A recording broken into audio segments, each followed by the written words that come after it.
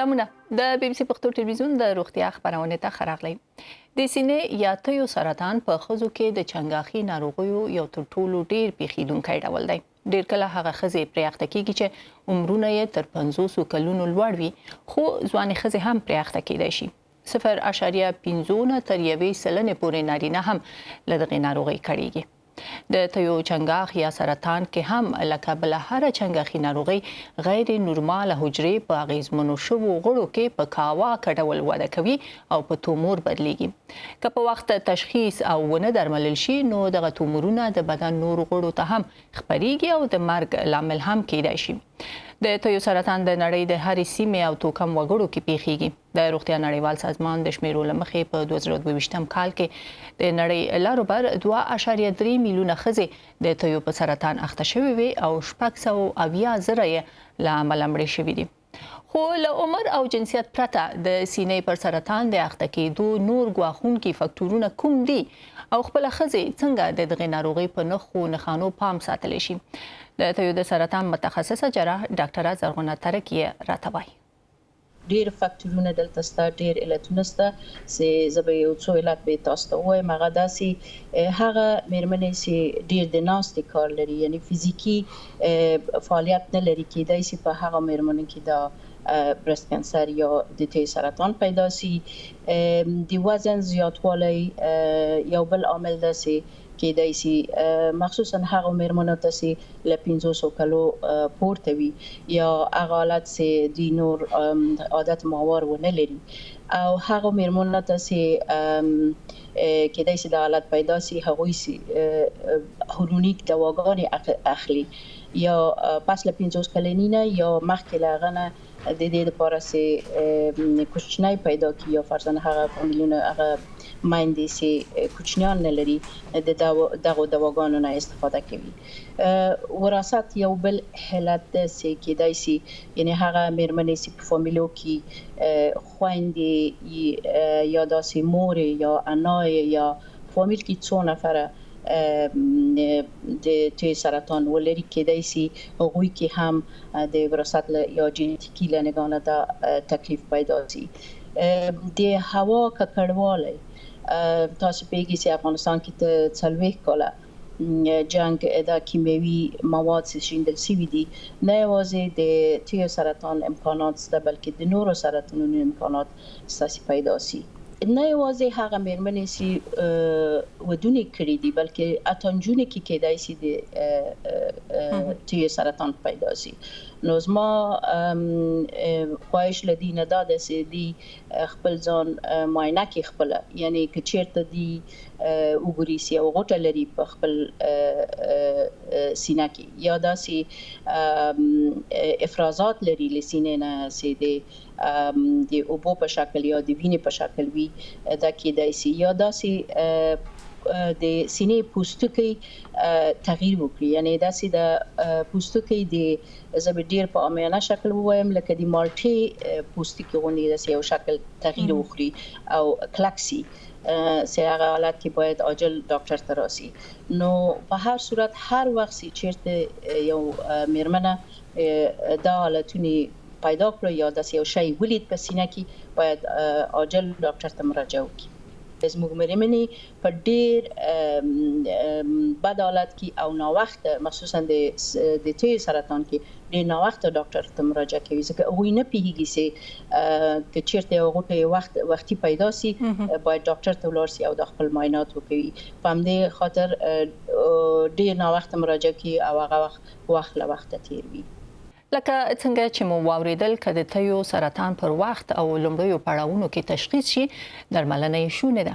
نو ځکه د دغې ناروغۍ په اړه پوهاوی، د نښو پیژندنه او پر وخت معاینه خورا مهمه او اړینه ګڼل کېږي. نو له بېلابېلو لارو باید د دغې ناروغۍ په اړه د پوهاوي خپرولو هڅې وشي چې ښځې یې په لومړنیو نښو نښانو چې وړاندې ورته اشاره وشوه پام وساتي.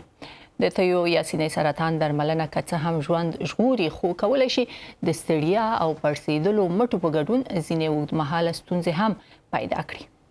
خو په اسپانیا کې بیا د ښځو یوه ډله د غشي ویشتنې په مرسته دغه نښې نښانې کابو کوي. دوی وایي هڅونکي پرمختګونه یې لیدلي دي. درځئ وګورو چې څنګه. دا د پینک اروز یا د ګلابي غشو ډله ده. د غشي وشتونکو هغه ښځو ډله چې د تیو له سرطان د رغېدو په حال کې دي. دا ښځې هر اونۍ دلته د غشي وشتلو تمرین کوي. دا د ځواک او خوځښت پرمختګ کې ورسره مرسته کوي. خو تر ټولو مهمه دا ده چې دوی دلته له داسې نورو کسانو سره خبرې کولی شي چې له ورته حالته تېرېږي. دغه سپورت یو بله حیرانونکې ګټه هم ورسولې. له ډېرو دغو میرمنو سره یې د درد په کابو کولو کې مرسته کړې. کله چې ما د غشي وشتل پیل کړل د لمفادیما له امله مې لاس او مړوند پړسېدلي او التهابي شوي ول. اوس مې ټول لاس پورته کولی شم او پړسېدلی هم نه دی. لمفادیما د تیو سرطان درملنې یو عامه اړخیزه اغیزه ده چې له کبله د بدن په پاسینۍ برخه کې د لمف مایع غونډیږي او درد هم کوي. ماري د خپل حالت کابو کولو لپاره هر اونۍ د غشي وشتلو کلب ته ورځي. د دې فزیوتراپیست د خپل ټولو هغو ناروغانو په حالت کې خواله لیدلې چې غشي وي. اصلي ګټه د ځواک او خوځښت خواله دی. پر دې سربېره د اوږې هډوکی او د لاس مټ هم ثابت ساتي. د لیندۍ کشول او خوشي کول د لمف مایع بهیر ښه کوي. داسې هم انګیرل کېږي چې د لیندۍ لړزه او رپېدنه هم د برخه کې مرسته کوي. پر دې سربېره بیا د پړسوب د نښو راکمولو لپاره دوی ته مساج ورکول کېږي. ما داسې قضیې هم لیدلې دي چې پړسوب راکم شوی او لمفادیما هم ثابته شوې ده. د پینک اروز روزونکې د غشي وشتلو اتله اناکانو ده. دا مفکوره ورته د مدرید په یو روغتون کې له یو بریالي آزمایښتي پروګرام وروسته پیدا شوه او دا یې وموندله چې دا د ښځو له فزیکي او رواني روغتیا سره مرسته کولی شي. دوی باید ژوند ته دوام ورکړي. دوی ماشومان لري، ځینې دندې هم لري، نو ژوند یې روان دی او درېږي نه. دوی دلته راځي، دا هر څه هیروي او دلته یوازې د ځان په اړه فکر کوي. زه ډیر کله سم خوب نه لرم، خو له غشي وشتلو وروسته کله کله ډیر ښه خوب کوم. د اسپانیا په لارو بر کې پینک اروز ته ورته ډلې جوړې شوې دي او اوس د هغو کسانو لپاره یو ملي سیالي هم ترسره کیږي چې د تیو سرطان درملنه یې کړې ده. یو بل روغتي خبر هم راخلو. په بریتانیا کې شاوخوا 1.5 میلیون کسان د زړه له یوې داسې ستونزې سره ژوند کوي چې د زړه درزا یې نامنظموي او کله کله یې زړه بیخي په تیزۍ درزیږي. خو یو نوې درملنه چې په لومړي ځل په شمالي بلفاست کې آزمایل شوې یوازې یو ورځ کې په دغه ناروغۍ د اخته کسانو درملنه کوي. د درملنه کې ناروغ ته بیوخه کوونکی نه بلکې یو ډول آرامونکی درمل ورکول کیږي. نور حالیه په دې رپورت کې ګورو. مایکل رابینسن د جراحي عملیاتو لپاره چمتو کیږي. د 18 کلن دی او د ایترل فایبریلیشن په نامه داسې ناروغي لري چې د زړه د نامنظمي درزا، ستړیا او سالنډۍ لامل کیږي. نښې ناڅاپي ان هغه مهال هم راڅرګندېږي چې د آرام کوي. د مایکل آزمایښتي درملنه د 2015 کال سپتمبر راهیسې په بلفاست رویال وکټوریا روغتون کې پیل شوې ده. د یوې ورځې درملنې دغه پروګرام ترڅ کې تر اوسه د 18 کسانو درملنه شوې ده. د دې درملنې یو بل ګټه دا ده چې ناروغ پکې بېهوښه کیږي نه بلکې آرامونکي درمل ورکول کیږي. له همدې کبله ډېر ناروغان ځکه درملل کیږي چې بیرته رغېدنه یې چټکه وي. په بریتانیا کې تر 1.5 میلیونه ډېر کسان د زړه د درزا اختلال نه کړيږي. پر وخت درملنه یې ځکه مهمه ده چې دغه حالت د ګوزن او د زړه د حملې ګواښ لوړوي. د درملنه کې کاریدونکي تخنیک له نورو درملونو بدلوي. کله چې ناروغ ته آرامونکي درمل ورکړل شي، جراحان د ناروغ پورونکي یو کوچنی سوري کوي او یو کاتیتر یا نری نلۍ پکې دننه کوي او په ډېر دقت یې د وینې درګونو لارې زړه ته رسوي. کله چې د زړه دهلیز ته لاسرسی وسی، یو کوچنی فلزي پټۍ د زړه اړوند دهلیز کې نښلول کیږي چې برېښنايي څپې د زړه هغه زیانمن شوي انساج ورغوي چې د زړه د نامنظمي درزا لامل کیږي.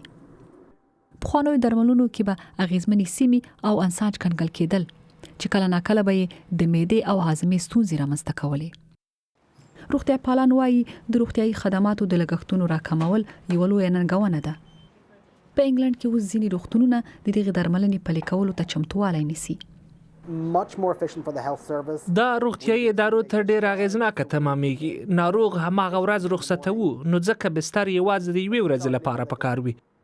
که ناروغ سهار راشي نو شاوخوا 6 ساعته وروسته کور ته تللی شي. مایکل سهار روغتون ته راغلی و او ماسپښین کور ته د تګ لپاره چمتو دی. که څه هم دا نوې ټکنالوژي ښایي د روغتیايي ادارو لپاره ګران بیه پریوزي، خو که د جدي او پیچلو ناروغیو مخه ونیسي نو په اوږد مهال کې به د ټولو لپاره ګټوره وي. نو روغتیا خبرونه دا ونی هم دمره وه. هیله ده چې په دې خبرونه کې خبره شوي مطالب د تیو سرطان په ګډون د نورو ناروغیو په اړه د پوهاوي خبرولو کې مرسته وکولای شي. نو تر بیا روغ رمټ اوسئ.